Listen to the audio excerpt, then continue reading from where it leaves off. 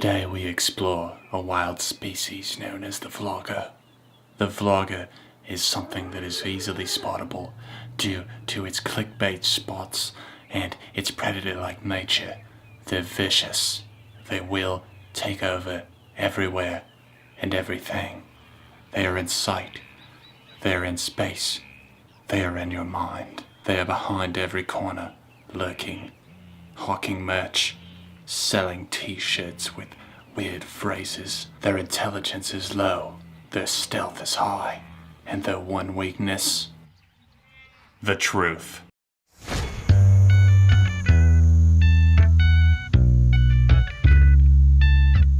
What's up everyone, John from Beyond ARTV. It's time for another installment in my Problems I Have With series. Problems I Have With is where I sit down and talk about certain issues I see with musicians, bands, public figures, maybe even social networking sites, or today, personalities. A group of personalities on YouTube known as vloggers. Vloggers are people who upload their life and what they're doing maybe every day, bro, or possibly just a few times per week. Now, over the years, vlogging has evolved, and I think in some cases devolved. It started off with somebody talking to a camera, just maybe a webcam, a low-quality camera, and giving their take or opinion or talking about their day, whatever it might have been. It started off on YouTube in its early years, and vlogging is now a term that applies to something else entirely. Vlogging really started to evolve with early platform people on YouTube like CTFXC and the Shaytards. They really helped revolutionize daily vlogging, and as the years went by, they continued to upload more and more and see success. People started feeling like they were a part of their lives, and with that came drama. CTFXC went through a split up. Obviously, Charles Trippy and his now ex, Allie, one of his exes named Allie, split, and the whole thing was kind of captured because he's a daily vlogger.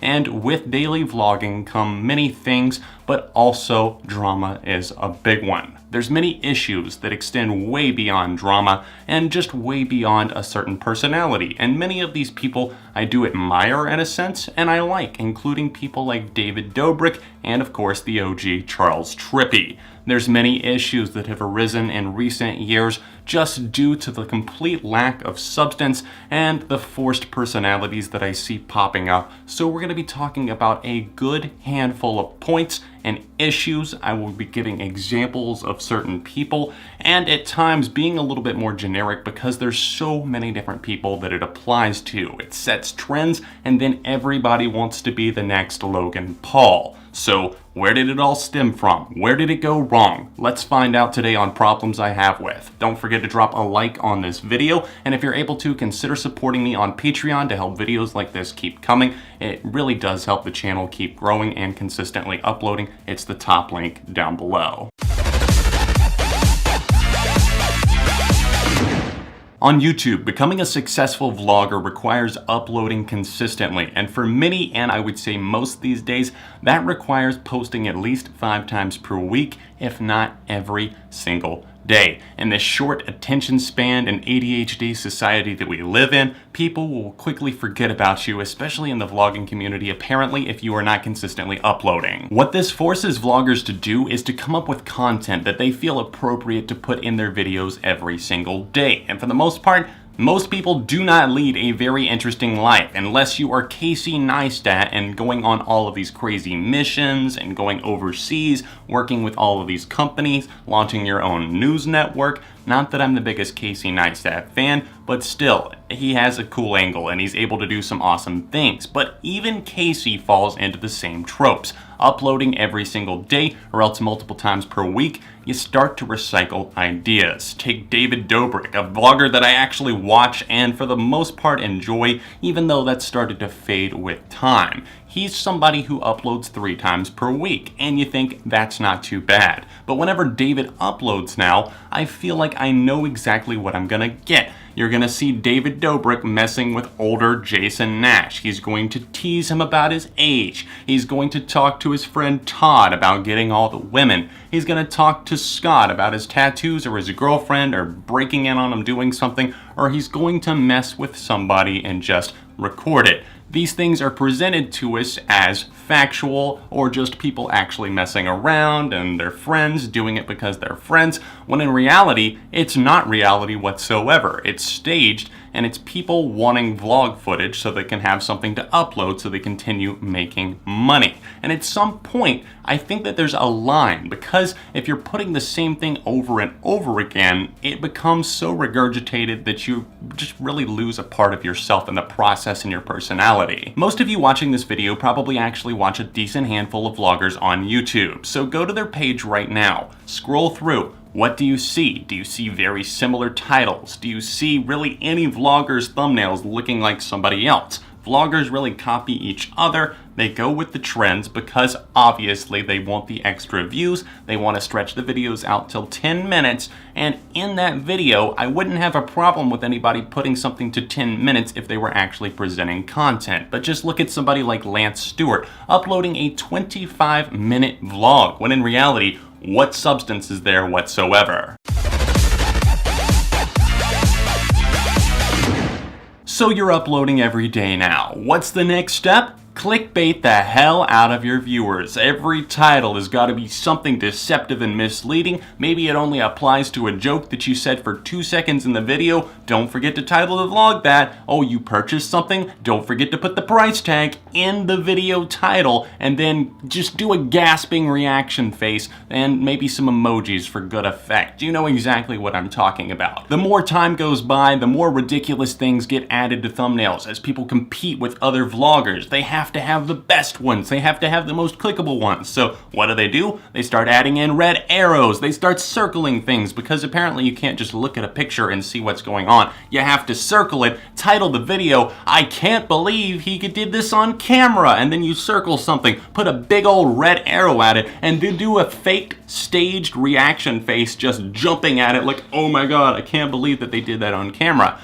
You know, it's not staged or anything like that at all, and I really honestly don't see how more people don't understand that the majority of these videos are at least played up to some extent. Vloggers like the FaZe Clan, and more specifically ones that are extremely famous like FaZe Rug, have no shame in putting expensive titles in their videos. Just like, "Oh, I don't know what I'm gonna do. I gave him this $5,000 surprise," and there's some vague card that's outlined but blacked out so you can't see it, and "Oh, I gotta click this." Sometimes I wonder what their watch retention times are. They couldn't be more than 30 seconds for some of these channels, especially Lance Stewart. I mean, who's really still believing that this dude is having that many Ouija board encounters with the supernatural? The worst part with this clickbait is the fact that they almost believe it themselves. People like Lance Stewart, FaZe Rug, Jake Paul, I actually feel like they start to believe the narrative that they're selling, like Jake Paul and his fake marriage with Erica, and she's somebody who gained so much fame from that, and it spreads to other people, and people are watching everybody in the Team 10 house. But what do? What talent do they have? Well, I guess they're better at editing, clickbaiting, and titling their videos than you were. Many of these vloggers create fake narratives with their videos, and they let you into their life, you know? It's like, "Oh, we're friends, we're buddy-buddy. This is what I do on a day-to-day basis." But in reality, they're actually selling you on something, like Jake Paul. I guess from a business standpoint, somebody would have to admire him for being able to manipulate so many young people. But in reality, I'm over here looking at him like he's the devil because of how much merch that he managed to push for this whole Jerica thing, which was the ship name for himself and Erica. In reality, it was all fake, and even he recently admitted that it was all just an act and they were actually just friends. And without actually saying it, he says it all with his facial expressions. In fact, I think Jake's starting to look a little bit more dead inside each time I watch him. That was actually good. I connected all the dots and I had no idea where I was going or what I was doing. Wonder why they're looking dead inside? It's because of the fake happiness. Have you heard anything like, Good morning, little guy. What's poppin'? Going out and smash! smash that like button. I want at least 300,000 likes or I'm deleting my fucking channel. First of all, nobody has that much damn energy. In fact, I think they're just lied to themselves so much that they think that they're actually like this. And nobody says no, nobody puts their foot down to them, so they keep acting like even more and more of fuckboys. And for the most part, these are guys just acting like total douchebags. They seem to have no respect for women. Just look at the smasher pass challenges that go around, and they really just seem kind of degrading in some of the ones that I watch, and they kind of exploit the women for views by putting, oh, I don't know, models and boobs in their thumbnails. Who believes and buys this fake positivity that these vloggers sell? PewDiePie did a great video on the forced positivity on YouTube, and I totally agree with his points. I mean, smile more, Roman Atwood, every day, oh, you guys gotta smile more, oh, it's just such a great day with the family. Once again, everything's peachy keen, and people look to that and they say, that's what I want. Why wouldn't I want to be this? But as we saw with Charles Trippy, things weren't always so great behind the scenes. BF versus GF, Jesse and Gina, that's a whole nother thing right there. Their relationship crumbled behind the camera, but we never saw that part of it. We saw the happiness of the vlogs, and that's what people look to, and that's what bothers me so much. Every time I see Logan Paul going, what's going on, guys? What's poppin', guys? What's up, guys? I mean, shut the fuck up for 2 seconds, please, so I can actually try to understand what you're screaming at me. Kids, and more specifically boys between the ages of 10 and 15 are probably the primary demographic for these vloggers, and they know that they're easily manipulated,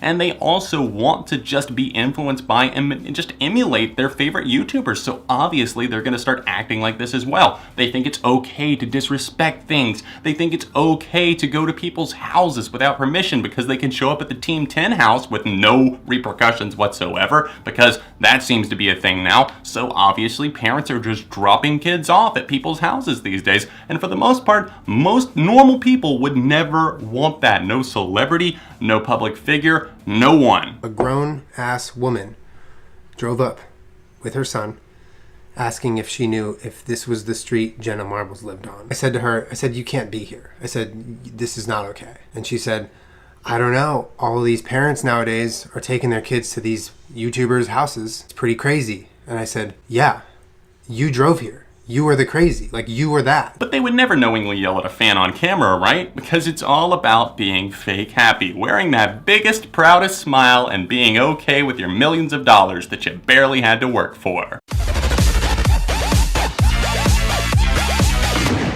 Oh, you poor, sweet, innocent thing. Oh no, you just recorded yourself for 30 minutes out of the day, and then you had to put all those clips together. Oh, poor, sweet honey. I feel so bad for you. You laid in bed for 12 minutes of that footage and talked about what you were gonna do, and then filmed yourself going to lunch, Snapchatted yourself going over to the boardwalk, and then you came back, laid in the hot tub for a while, showed off your Lamborghini, and then had to go inside early because you had to edit the video to get it out for the next day. Oh, poor, sweet Lance Stewart. Oh, there, Jake Paul. Let me caress you with my stranglehold. You have the easiest job on the planet, and then I hear these motherfuckers complaining about how hard it is and how they just don't have time to do anything. Guys, I worked so hard to get to this goal. I can't believe I made it to 4 million subscribers in fucking 2 months, and it's just so hard. I grinded so hard. I got another million subs, and I uploaded a Smasher Pass challenge. I did a challenge video where I put something weird in my girlfriend's mouth, and then I just did a bunch of random things where I walked around the city in California and I showed things and I showed my day, and then I told you to buy my merch, and then I made a ton of money. Guys, it's so tough. Guys, I actually only made 60 grand last month, so I'm actually starting a Patreon account. If you guys could please support me. I made 70 grand and 80 grand the past 2 months before that. I only made 60 grand this month. I don't know how I'm gonna afford to pay my new editor because I just got too lazy to edit these vlogs myself. What you gonna do with all that money? What you gonna do when you run out, honey? That's the vlogging song right there. Somebody should make that. I should make that. I need to get into the studio because that's another thing. Diss tracks, drama, obviously. I mean, they got more money than they know what to do with, so why not pay a producer to make a diss track that's so poorly rhymed it sounds like it was done by an elementary school kid? Calm down, John. That's besides the point. You're talking about too much money. They have too much money. Focus on that. So there you are, sitting on your 100 grand that you just made for recording your life for the past month, and what to do with that cash. Invest it maybe? Maybe give it to charity? Maybe help out somebody that you really believe in? Give it to a good cause? Or else start a business or something perhaps? No, I think instead maybe they should spend it on buying the fanciest cars possible and making sure that they constantly remind fans of how much they paid for those things. Of course they're gonna act like such a great person, pat themselves on the back because, you know what, they gave $500 to charity last week and they felt really good about helping out with that crisis there. You know, good old Jake Paul going over to help out the hurricane victims. You know, I don't know, probably just profited a couple $100 grand off of his fans after exploiting them for months for fake relationships, other fake beefs with his brother, dropping diss track after diss track that were so horribly rhymed. Oh wait, I already made that joke. My point is this, you're so lazy that you have to spend money to hire editors, do everything for you. You gotta have the new Yeezys, you gotta have the new camera every single day because you don't care about your own personal property. You throw it around like it's nothing. I'm looking at you, Casey Neistat. You break everything and then act like it's nothing. Oh, I'll just go pick up another boosted board. Oh, I just broke 2 in a week. Whatever. Oh, I gotta go buy my 3rd camera in a month because, oh, I don't know, I tossed it around and no wonder it broke whenever I tossed it like 20 feet to try to get it to land on my desk. Maybe these vloggers should focus on actually trying to be real and build a connection because there's a reason so many of these fall off. They get popular, they get huge for a couple of years, and then they decline because people get sick of seeing the same damn thing and them flexing their money and flexing everything else. Now, not all vloggers are like this. In fact, this entire video is not about every single vlogger out there. It's about a lot of the big ones, obviously, a lot of the big names. There's great vloggers on the internet, ones that I don't always get into myself, but I feel like there's so many that just exploit people. People like Sam and Nia. You know the whole thing with the pregnancy prank and the whole, oh, I'm the best Christian dad ever, except I'm cheating on my wife again. But guess what? I made the kids an emoji pool and it got 20 million views, so we're getting a new house.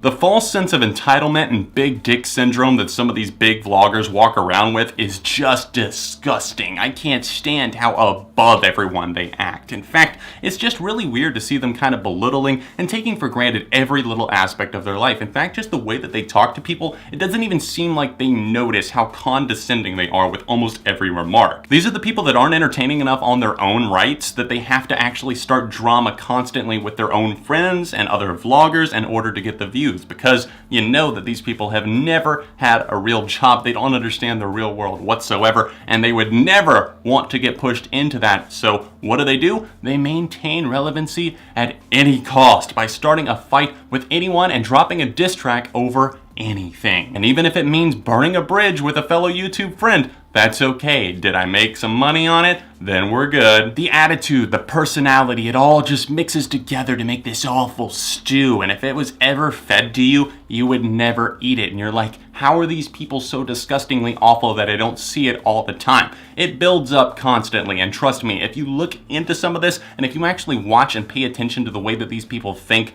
then it gets downright frightening and saddening for society sometimes.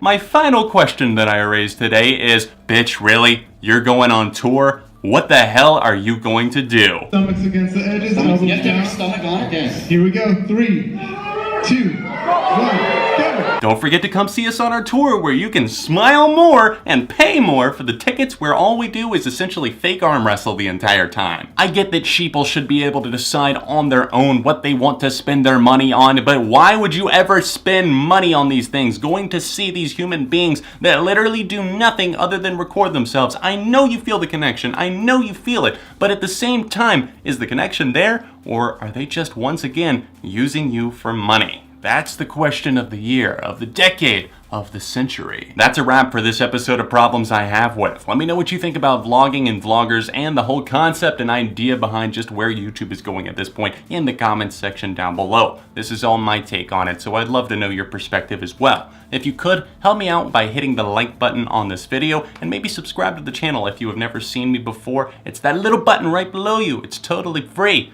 I'm not Onision. I'm not going to charge you to subscribe to my channel on a monthly basis. Other than that, I do hope you enjoyed the video. Obviously, a lot of these points could be considered controversial, and I do enjoy some vlogging on YouTube. It's just that it's really turned into an absolute cesspool at this point. I would love to see a turnaround for vlogging in the future, so here's a cheers to better days. If you're able to support me on Patreon, it's the top link in the description down below, or else the annotation in the corner of the screen over there. If you would like to see my last problems video, it's right here, or another recent music related video that I did right over here. All of my socials are in the description, and other than that, I'll see you very soon on Beyond ARTV.